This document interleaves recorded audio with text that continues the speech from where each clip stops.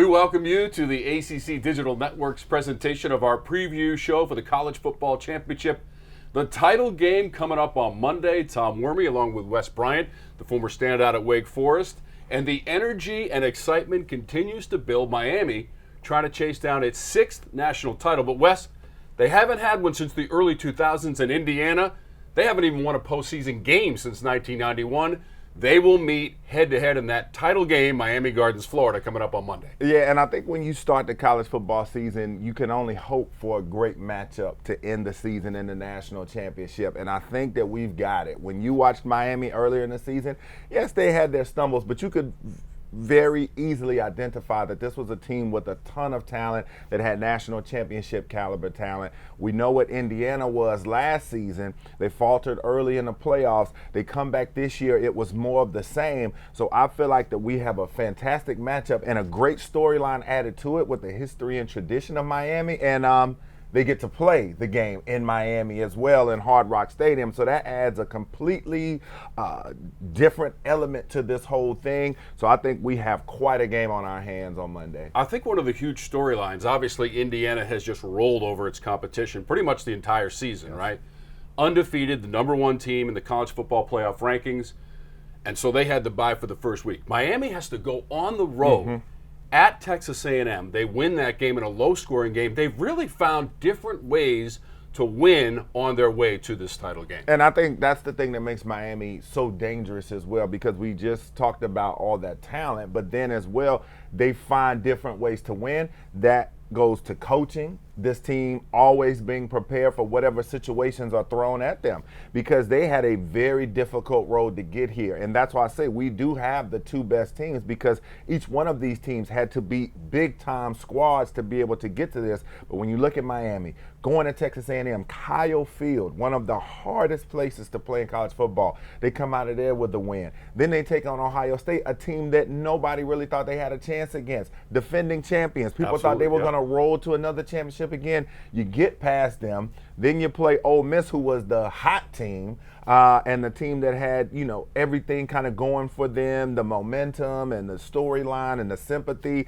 and they get that done too. So it's like, why not against Indiana? But Indiana, they've had challenges along the way too, and they have passed each one of them with flying colors. Now look, back in the day, and this, I'm not trying to identify how old I am, but back in the day I used to call Indiana football games for another outlet. And usually if they saw me coming, it wasn't a good sign, because it was one of the lower level games. So the job that Cignetti has done with that program in the playoff the last year, and then to the number one seed into the title game this year. For the Miami Hurricanes, though, what they've been able to do, because it's been a bit of a bumpy ride. If you look back over the last 4 years for Mario Cristobal, who was part of 2 national championship teams for Miami prior to taking over after being the head coach at Oregon. He's been an assistant in the past, obviously, at Miami. But his record was not great for the first 2 years, but they've been building towards this championship and getting in as the last at-large bid to this college football playoff, and then validating it with their play over the last several weeks. Yeah, they start with Mario Cristobal 5-7, and a lot of people were questioning, is this guy coming over from Oregon? We know he's of the blood, so to speak, as Michael Irvin said. He is a Miami alum, former offensive lineman, and a lot of people questioned, could he get it done? And he also had some missteps along the way that had people further questioning it. Every time Miami, it felt like they had an important moment, they would falter for whatever reason. Who could forget the Georgia Tech game when they were supposed to kneel it? That's what conventional football wisdom said. They didn't. They lose the game. Ancient history, and right? I think at that point, people really thought, I'm not sure if Cristobal's the guy for this job. But now that he's gotten him here, you see the vision. You saw it building with the recruiting classes, and the thing I like the most, him being a former offensive lineman, but he built this team through the trenches. And that's how some of these other teams that have been dominating for so long have done it, because they've been really good on the offensive and defensive lines. That's the image that Mario Cristobal built this team, and he is reaping the fruits.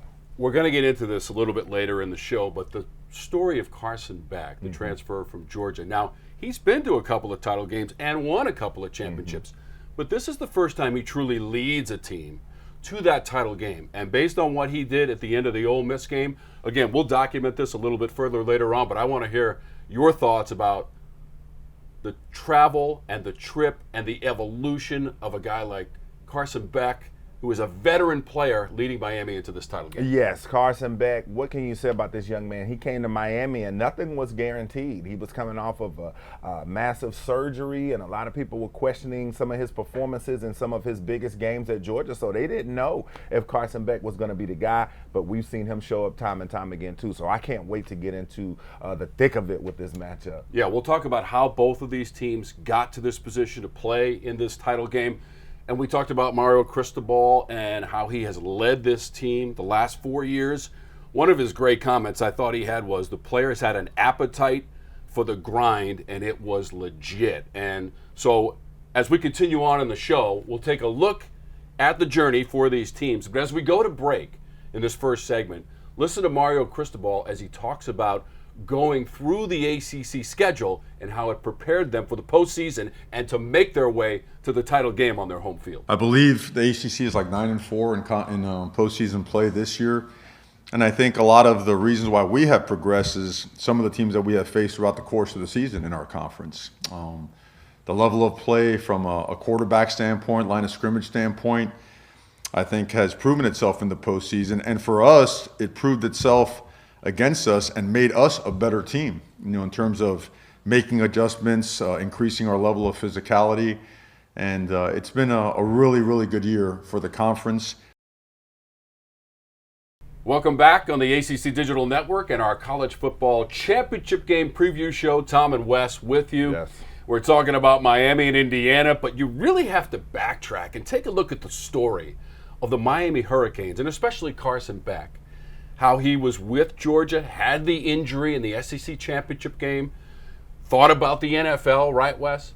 Found a place in Miami, and look what's happened now. But a lot of things had to fall into place for this Canes team to get to this title game. Yes, and this is the era of college football that we're in. A transfer portal, NIL. Miami, you have Cam Ward, who looks to be a generational prospect that comes over and really shows the country what he can do. And then you're like, how can you replace that? So then you go and get a guy in Carson Beck who people aren't sure about. The name is big. We know that he was projected as a first rounder at one point, but then the elbow surgery that came after the SEC championship game, and also in some of his biggest matchups at the University of Georgia, he didn't necessarily show well, threw lots of interceptions, but we know that receiving core and some of the other issues that were underlying. But still, to the casual observer, you're like, okay, you got Carson Beck, but who knows what you're going to get? He was a bit of a wild card. And then once he came in, he talked about rediscovering his love of football and the way that the University of Miami program just reignited something in him and that whole culture. And we saw that pretty early. And he looked to be locked in with his teammates, and they came out of the gates on fire. Such poise and maturity, though, from this guy who has such incredible experience, too, to lead the team to this title game. But the symmetry, I think, is unparalleled when you look at Miami's schedule, because what do? It turns out that their first game was perhaps the most important game, because it came down to head-to-head with Notre Dame, and Miami won that home game against the Irish to start the season. Yes, as you mentioned, there were those stumbles against Louisville, against SMU, which, by the way, both of those teams won 9 games and both won their bowl games. But when you look at the symmetry of the season, could you possibly have dreamt a scenario like this for Miami? No, you could not, because again, you felt like that the path to getting here was to get to the ACC championship game. We saw last season both teams that played in the game, those were the only 2 teams that represented the ACC, and SMU and Clemson. So you felt like, okay, Miami has a slight chance to get in, but there were so many things that had to go their way, and you felt like it probably wasn't going to happen. But it did, and they got here and ended up being the team that nobody wanted to play, because again, we talked about just how much NFL talent is stocked on this Miami roster. And so that's why once you get a team like this into the tournament, once they see that they have some life, because I know they sat there and they were like, all right, you know, the run of the mill here, once you get to a bowl game, if it's not the college football playoff and you have NFL guys on your roster, they're going to say, all right, we're going to sit out. We'll see you later. Thanks for Miami. All you did for me, but I'm going to go elsewhere and continue on with my career. But that wasn't the case. They got in, and everybody has been locked in, as Coach Cristobal has talked about all year long, and you see the results. They were a hot team, and they got in, and they just continued to play that way. I like the fact that you mentioned that they were not even in the ACC championship game. That was a win for Duke in that title game against Virginia, which potentially could have been part of the playoff as well. So the fact that Miami was not in, do you feel like that kind of even speaks to the depth of this conference? And as Coach Cristobal mentioned, the preparation by playing these teams and to get to the title game. Now, granted, they had to go on an incredible run in the postseason, but still, you're building those things during the regular season. And were those stumbles that you mentioned, those losses for Miami, were those a good reset point for Carson Beck and his teammates? I think that they were, and I think that for this Miami team, yes, the ACC, we're seeing a little bit now, especially in the bowl season, the way that they've performed, that this team in this league is a little bit deeper than we thought it was. But at the end of the day, the Miami Hurricanes, I always felt like they were the best team in the league. I just felt like that they had stumbles, and again, that goes back to your thoughts on Mario Cristobal, where you say, all right, is he the right coach? Does he always make the right decisions? How can you fumble a roster like this? And so that's what you kind of chalk that up to. You're like, well, it's just Cristobal in Miami. They're just faltering, even though they have all of the talent in the world. And so that was the thing with Miami. I always felt like all season long that they were the best team in the league. As we move to the Indiana side, the opponent for Miami in this title game, they have been absolutely unstoppable this season. They did have some challenges during the course of the regular season, but they finished 15-0, the number one seed in the college football playoff. They had the bye in the first week. The Rose Bowl, they take out Alabama, champs in the SEC. And by the way, third straight year the SEC will not have a competitor in this title game, 38-3. Fernando Mendoza, 3 touchdown passes in that one. He follows it up against Oregon in the Peach Bowl, 56-22. He has 5 TD passes in that one.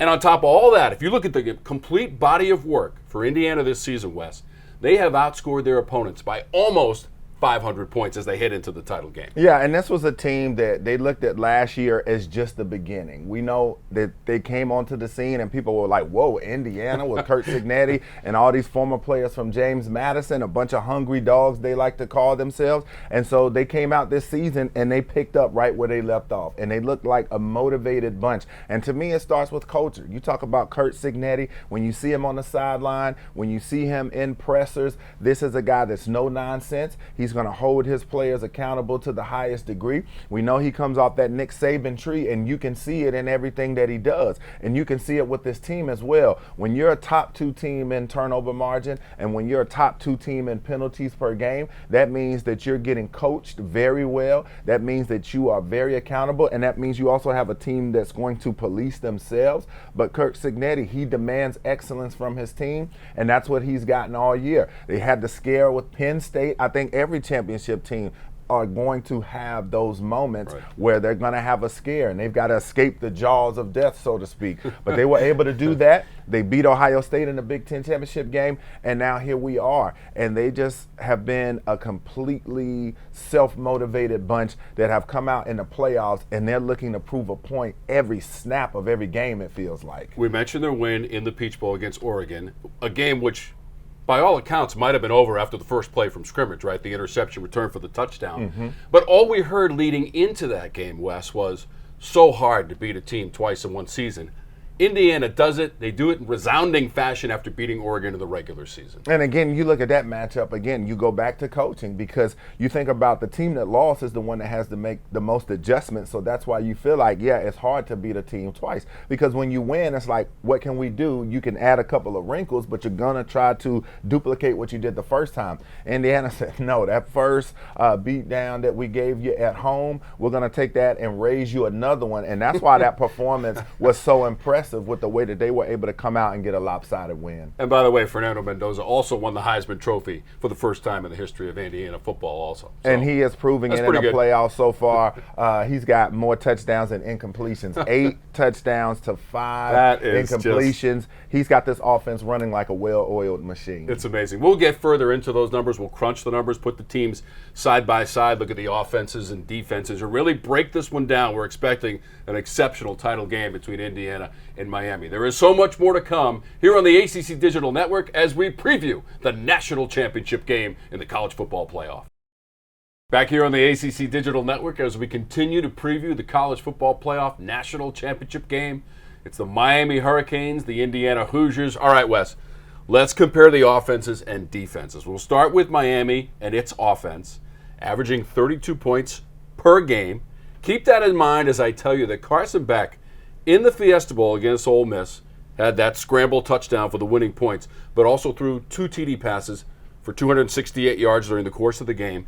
And Mark Fletcher against Texas A&M, that low-scoring first-round game, the running back for Miami ran for 172 yards. That was a career high. They go up against the Indiana defense, which is clearly one of the best in the nation. Yeah, and so when we talk about this Miami offensive line, just huge across the board, led by Francis Maunoa. And we know that they protected Carson Beck to a high level. And during these playoffs, Mark Fletcher has run for 395 yards. I think regardless of how the game comes out on Monday, if Miami should win, I think Mark Fletcher should be the MVP. Now, you were waiting on the Carson Beck game to come. We know at Texas A&M the wind was crazy, so the conditions weren't right, and that was a really good defense. Then you play against Ohio State, and we know what that defense represents as well. You have to protect the football, so they didn't throw it a ton there. But then we finally got the Carson Beck game, and I felt it would come against Ole Miss, and so they're going to need all hands on deck in this game because offensively they're going to have to bring it in this one, and it's going to start with Mark Fletcher,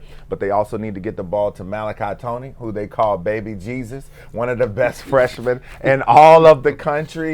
He's gone over 1,000 receiving yards for the season. We saw him with a huge touchdown against Ole Miss because I think that this Indiana team is going to be tough to run on against Ohio State, Oregon, and Alabama. They only gave up 174 total rushing yards. So for Miami, that's probably going to be a hard road to go early. So I think they're going to have to try and hit some big plays to loosen up that Indiana defense. Think about this for the Indiana defense. They allow just a shade over 11 points per game to the opposition. So Mario Cristobal is going to look into that backfield. Let's hear him talk about his weapon in the backfield, Mark Fletcher. I think development. I think everybody wants to see a freshman knock it out the park right away, and it's not always the way it's supposed to be or the way it ends up happening. Like a guy that has been in a system in his third year that has seen similar schemes, that has run behind certain guys, that has seen certain calls against certain fronts, certain pressures. A guy that has protected against every blitz known to man, like day after day, year after year. Like, there's nothing more valuable than the mother of all teaching and learning. That's the repetition. And Mark Fletcher has had hundreds and thousands of repetitions. And when you do that, and when you've been through what he's been through, it just means that much more, and it shows in the way he approaches everything that he does. So I think the combination of all those things is what's showing up. So next, let's get into the Miami defense against the Indiana offense, Wes. Indiana's offense averaging 43 points per game, and I think this is, again, the most staggering number.